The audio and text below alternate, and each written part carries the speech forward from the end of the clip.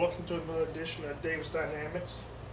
It's awful outside, and I understand the weather is not always going to be good, so we all have to suffer unless you have, room to swing a golf club, in your house or out in the garage, or, you know, even if you're a golf fanatic and you like to be out in the rain on the range swinging. Um, you know, the ones that are addicted and the ones who love golf, that's what we do. So anyway, Bob, it's been crappy outside. Um, I wanted to show you just a few things that I do to try to keep my swing going while the weather is not cooperating with all those golfers. So before I get started, I want to thank all my sponsors, of course. I'm going to get a list because my list keeps growing. So I don't want to start picking out names anymore because I'm missing a few of them. So I'm going to make a list, and then next time I'm up here, I'm just going to be able to read them off. So anyway, I just want to say thank you. Definitely want to thank TaylorMade. So yeah, that's a given. TaylorMade and Nike. Thank you so much. So drills in the house to keep your swing going. And this is repetitive. I'm pretty sure you've seen it on YouTube. I'm pretty sure your buddies or your club ladies have told you things like that. Usually, if I'm in the living room or den, or if we're watching a movie and a commercial or TV show and a commercial comes on, I'll grab like the shortest iron that I have, which is going to be my gap wedge. I like swinging my gap wedge instead of the 56, 60, or my 52, because it has too much loft on it and it doesn't weigh enough. So I like grabbing down. Now come a little closer here. I like grabbing down almost to the shaft.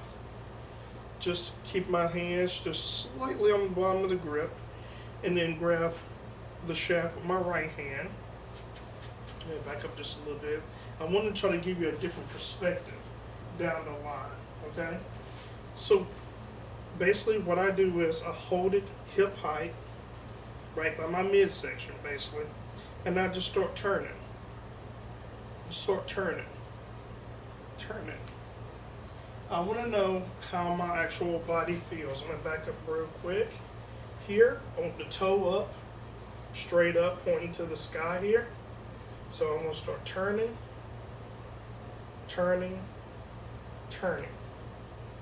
I want to know how my back is feeling. I want to know how my hips are feeling. I want to know how my bum is feeling. I want to know what my body is doing. So basically, it tells you that day your tolerance. Can I turn this far? Can I turn that far? And also, it helps out with muscle memory also. So basically, I do about 5 to 10 reps of those. Turn. Now, this is what I do. This is another caveat to that. To the point of turn. Okay, from here, we just bend over from my waistline. Okay, as you can see, I'm gonna go down the line view. Put my, where your belt buckle is. Your belt buckle sits just below the center of gravity. So basically, here, I'm standing up tall, and now I'm just gonna bend over. I'm not flexing my knees or anything like that. I'm not rounding my back over. I'm not standing up like this. Club here, bending over. That's it, at an angle. My club should come straight from my head down to my buttocks area. Okay? So along with that drill, with turn, we do this. We bend over from my hips. Try to get the club at about a 45-degree angle. Doesn't have to be sitting all the way on the ground. Doesn't have to be. We want to just come in medium. So here to here is a little too much. So just give just a little angle, And we're going to do the same thing. We're going to turn, turn, turn. Feel what your body is doing. Turn, turn, turn. Look at the club head. Make sure it's doing exactly what your hands are doing. Turn, turn, turn. One important thing to realize is that the club head is going to do whatever your left hand does. So my suggestion is anytime that you're doing these drills, make sure that the back of your left hand, or for left-handed golfers, the back of your right hand, marries up to the club face. We don't want your back hand being flat and the club face being turned in or up in the air.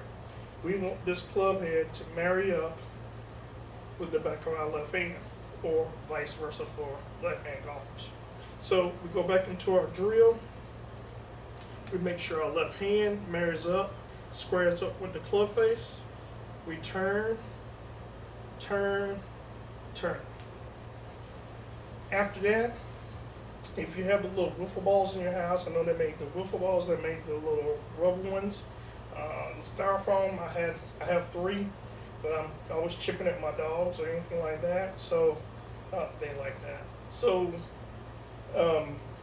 or like I said, you can come out of your garage if you don't have a hitting bay or anything like that, but it's one of those things where you start to just pitch the ball. Because you think about it, it's not even the 9 to 3 drill. It's just pitching, really slow pitching. Because if you think about it, that's the start of your swing. A lot of people like to get up and get in their stance, powerful stance, and then just start swinging hard. Well, I start swinging hard, the first thing my body is going to do is, hey, I got to get this thing down. And you see what happens. If I was to swing really hard, really fast, boom, my body says, okay, enough. I cannot turn anymore. So now the next step is I got to bring this thing down the same speed that I actually send it back up. So what happens? The body puts on the brake, and here we go. And you can see my arm, and you can see my waistline. The body's saying, oh, wait a minute, this is it right here. So now I got to let the hands go. Incorrect. Because now we're using too much of our hands, too much of our wrists. And remember, we just talked about the club face. We want to keep it square. So if I'm here and my hand stops and the club face is here, what happens when my body stops turning? Just like that. And I'll show you. It's not there anymore. It's here. Not there. It's here. And we want to keep it like this. Another common thing, another caveat is what my coach, Curtis Colvin, the club guy, had taught me, and it just reinstilled what my previous coach taught me, but he actually drilled it home. If you wear any type of watch or wristband or bracelet or whatever, also you can put a Band-Aid, a dot on your left hand if you don't use a glove. Try to keep your left hand going toward the target. If you're trying to hit it at some flag, try to keep your left hand going toward that flag. We don't want you turning. We don't want you turning your hand. We don't want you flipping your wrist. Okay? We don't want this. We don't want this. We want this. Almost like you're trying to drive that ball into the ground. Okay? So after that, I want you to take your regular grip. Because like I said, we're not going to get into, I'm going to change a person's grip. No, we're not going to do that. We're not changing anybody's grip. We're going to let you keep the grip that you have, because that's what you're used to. Changing the grip at this point will be disastrous for your golf game. Right now, if you're hitting the ball good, that's fine. Main thing is getting solid strikes, and then we can work on changing your grip to work on the steering wheel, if I may, of the golf club, which directs the golf ball. All right. We talked about the left hand, so let's talk a little bit about the right hand real quick. So as we're trying to hit down on this ball with our left hand, the right hand goes this way. I like to tell my juniors, especially my kids and my juniors, that it's a push and pull method. I'm pulling down slightly with my left hand, and I'm pushing down with my right. So if I can back up, I'll show you exactly what happens. So if I'm pulling down with my left slightly, when I get to the ground, my right hand is pushing the club even more. You can see that you can look at my right arm and see that it's doing all it can to push this club down. My left arm, you can see I'm actually pulling it, and my right hand is pushing it. So, and you can actually do that drill in the house. Get on the carpet, get on the hard floor, hold it, and just do like this. Take your weight, go to the left, put it down, have a little slight angle. I like my club to be just left of my midsection here with a little angle here, and just push. And just push. All right, so let's hit a couple shots and see if this works out. We're gonna see, I like this drill. Push and then pull. Push and then pull. Or either or. So you see, I'm pulling slightly. Okay, let me see if I can get in a better line here. So I want you to see this from another down, and I apologize because these robotic stuff, this AI stuff, I don't believe in. It's killing me, but you only can do so much to it. That's why I believe AI is okay for certain things, but human beings are always going to be needed. So we do this. You just get on the side of the ball. Do a couple of them. You put that ball back up there. Doesn't want to stay. Do about 3 of them. Let's get behind it and try to get that same feel.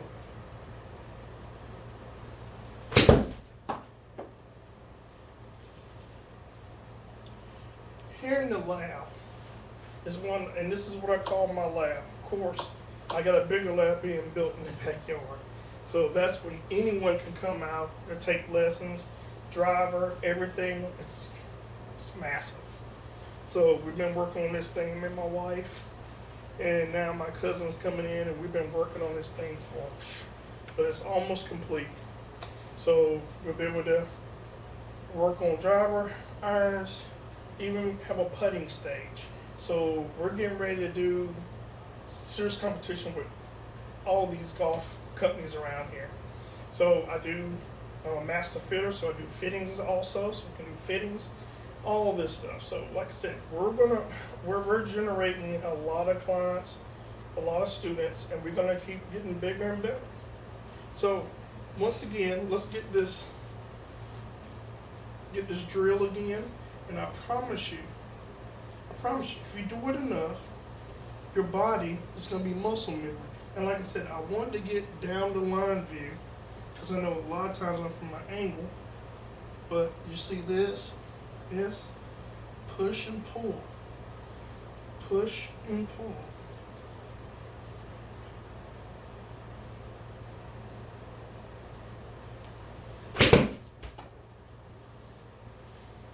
Push and pull.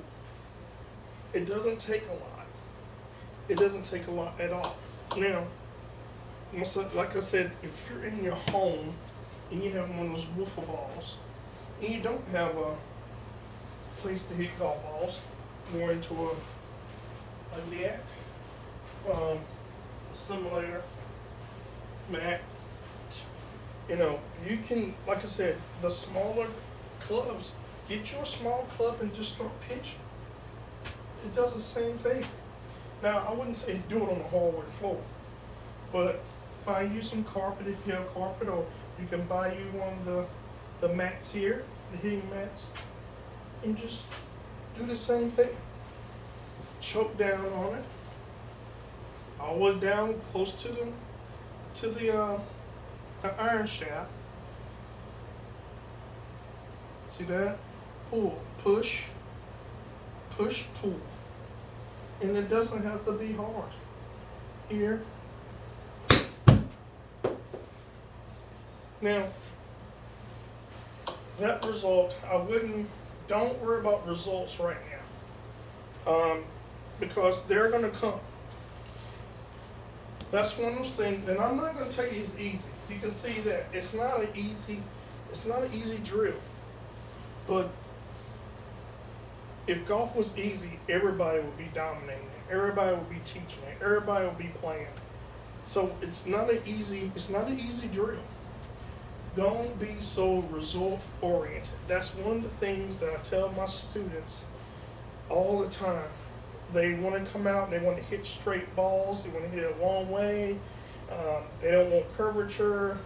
They want to putt 100%. It takes time. I've been teaching over 30 years and I'm still learning. I'm still studying. Everybody's different. So I have to evaluate people differently.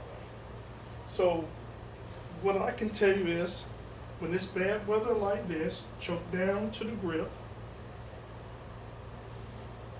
pull, push, pull, push. As you can see, I'm hitting them over here. But guess what? I don't care. I'm just trying to get my body adjusted to what I'm doing. Now, like I said, it's hard. I'm not going to lie to you. You see things. This is not edited. You see things in real time. I don't edit stuff. If I hit a bad shot, guess what? I'm human. And I don't get upset about it. I just get back and just see what happened and can I fix it. So this is a really hard drill.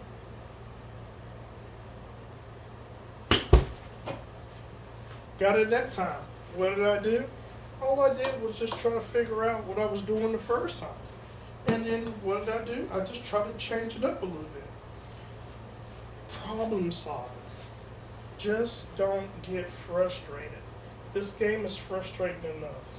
Treat it like life. Problems are going to come, overcome it, and just keep going. So, we do it again.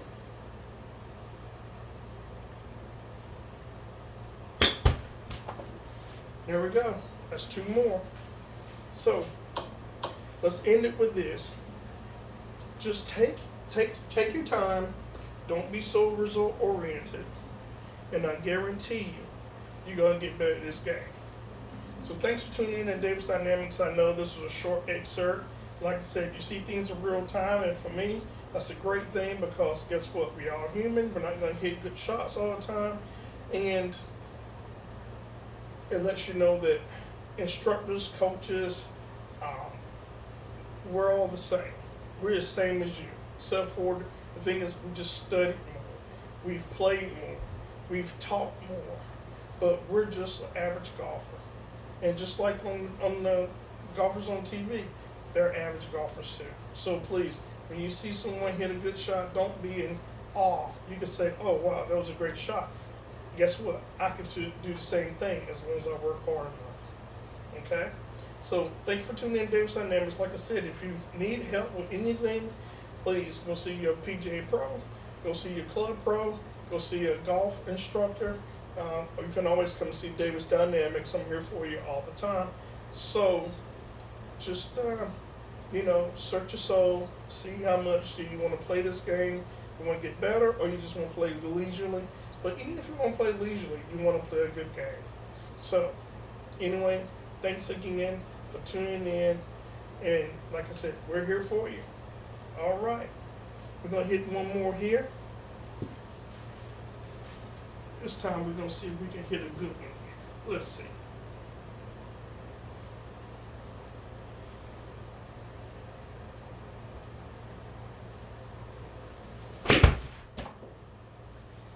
I think that was a good one. Do me one favor. Go out and make somebody smile. The reason why?